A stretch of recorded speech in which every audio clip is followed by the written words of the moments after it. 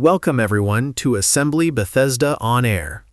Today we are stepping into some of the most intense corners of the Bible, the kind of passages that feel like they belong in a storm-lit cathedral with gargoyles watching from the eaves. We are talking about Psalms 58 and 83, those raw calls for God to break teeth, to make enemies like dung, and to destroy foes violently. These are not gentle devotionals. They are urgent, honest prayers that show us the Gothic heart of faith, where darkness meets divine power head-on.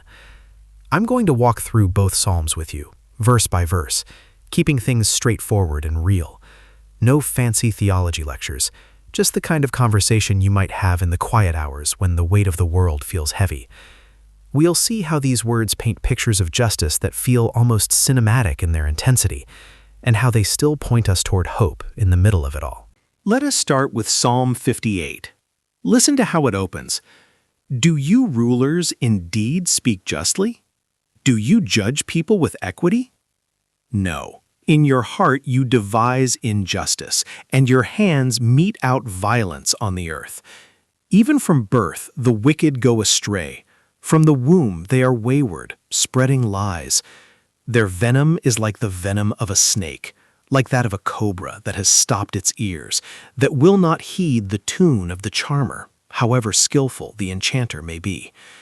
Right away you feel the frustration, don't you?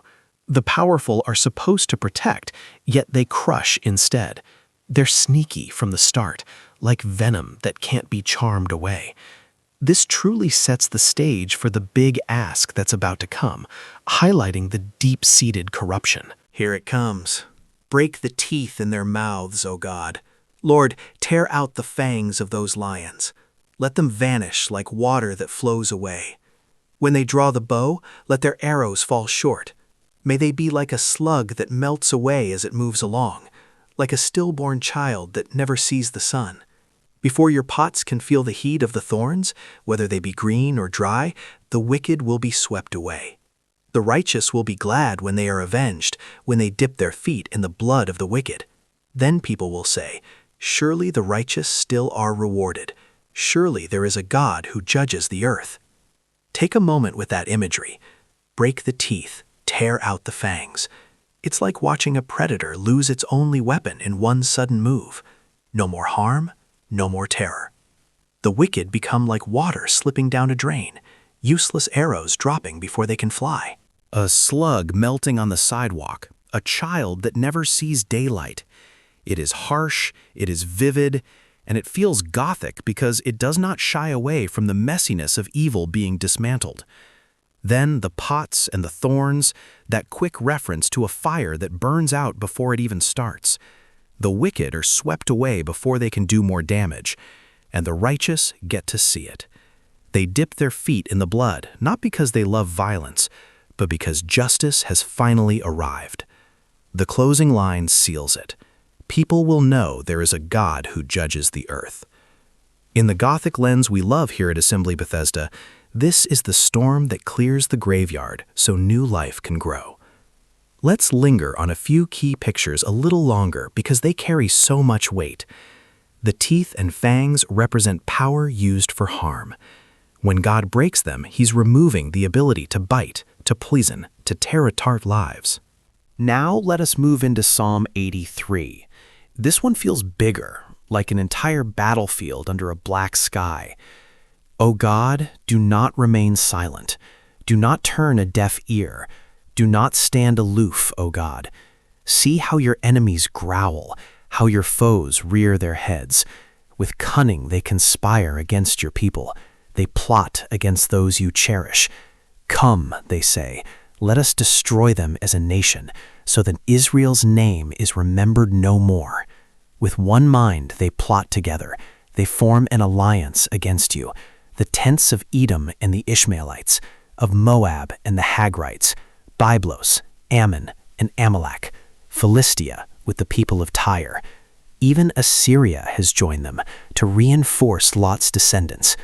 You can almost hear the growling, the coordinated plan to wipe out an entire people. It's not one enemy, it's a coalition, a dark alliance. that wants to erase God's people from the map. The prayer turns to history for strength. Do to them as you did to Midian, as you did to Sisera and Jabin at the river Kishon, who perished at Endor and became like dung on the ground.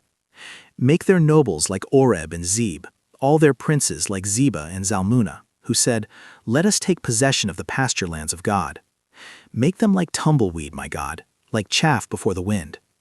As fire consumes the forest, or a flame sets the mountains ablaze, so pursue them with your tempest and terrify them with your storm. Cover their faces with shame, Lord, so that they will seek your name. May they ever be ashamed and dismayed. May they perish in disgrace.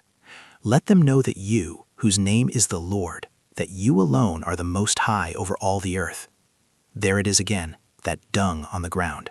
Not just defeated, but reduced to something forgotten and ordinary, like refuse left after a battle, tumbleweed rolling away, chaff scattered in the breeze, forests burning under a divine storm, the tempest and the terror, faces covered in shame. Yet even here the purpose shines through, so that they will seek your name. The violence aims toward revelation. Let them know you alone are Most High. These prayers don't end in endless destruction.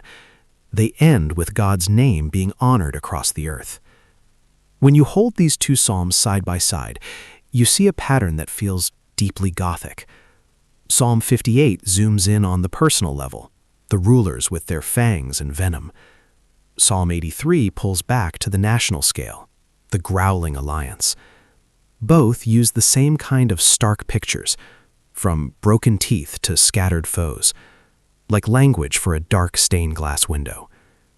In Christian faith, we don't run from these images. We sit with them because they show us the full character of God. He is the tender shepherd, yes, but he is also the warrior who shatters evil so the vulnerable can breathe again. These psalms belong to a group called imprecatory, which just means they call down judgment. Some people feel uneasy with them because they sound so violent. Yet in the Gothic Christian walk, we embrace the tension. The Bible is not a collection of polite poems.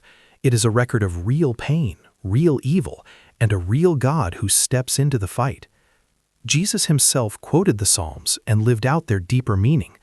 On the cross, he took the violence we deserved.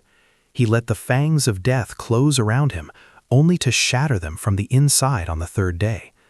The resurrection is the ultimate answer to every broken tooth and every scattered foe. Evil is defeated, not by our strength, but by his. So how do we live this out when the world still feels dark? When injustice snarls at our doors, we can pray these words with honesty. We don't have to dress them up or soften them. We hand the battle to the one who knows how to break teeth and scatter enemies without making us the executioners. We trust that God's timing is perfect, even when it feels slow. And we remember that every act of divine justice points toward the day when every knee will bow and every tongue will confess that Jesus is Lord. The Most High will be known across the earth, just as Psalm 83 says. Let me expand on that a bit more. Imagine standing in an old Gothic cathedral during a thunderstorm. Lightning flashes across the stained glass, showing scenes of angels and demons, crosses and skulls. That is what these psalms feel like. They are the thunder, they are the flash that reveals both the horror of evil and the glory of God's response. The wicked devise injustice in their hearts, but God devises justice in his. The alliances plot in secret, but God scatters them in the open. The venom spreads, but God tears out the fangs. Nothing is hidden from him. Nothing escapes his notice. That is the comfort these prayers offer. In the middle of the night, when the growling feels close, we know God is not silent. He is not aloof. He is listening, and he will act. We can also see connections across the whole Bible. Think about the Exodus, when Pharaoh's army was swallowed by the sea, or the conquests, where enemy kings were left as monuments to God's power. These psalms echo those stories. They remind the people, and they remind us, that God has a track record. He has turned greater threats into dung on the ground before. He can do it again. In our modern shadows, whether it is personal betrayal, systemic injustice, or spiritual attack, the same God stands ready. We do not have to carry the weight alone. We pray, we wait, we watch for the light that always follows the storm. One more layer before we close. Notice how both Psalms end on a note of public witness. In Psalm 58, the people will say, "Surely there is a God who judges the earth." In Psalm 83, the nations will know that you alone are the Most High. The violence serves a purpose larger than punishment. It reveals God's character so that the world can see and respond. Even the shame is meant to lead towards seeking His name. That is the redemptive thread woven through the Gothic tapestry. Darkness is never the final word. It is the canvas where light paints its masterpiece. Friends, these psalms are gifts for the weary. They give us permission to feel the rage of injustice and to turn it into prayer. They show us a God who is not fragile or distant, but powerful and present. They invite us into the Gothic beauty of faith, where crosses stand tall among the graves and hope rises from the very ground that once held decay. So as you go about your days, carry these words with you. When the fangs of evil show themselves, remember the prayer. When alliances form against what is good, remember the storm that scatters them. And when the night feels endless, remember that the Most High is still on the throne. Thank you for joining me today. As always, it is a pleasure to spend this time with you. Thank you for joining me. God bless. And until next time.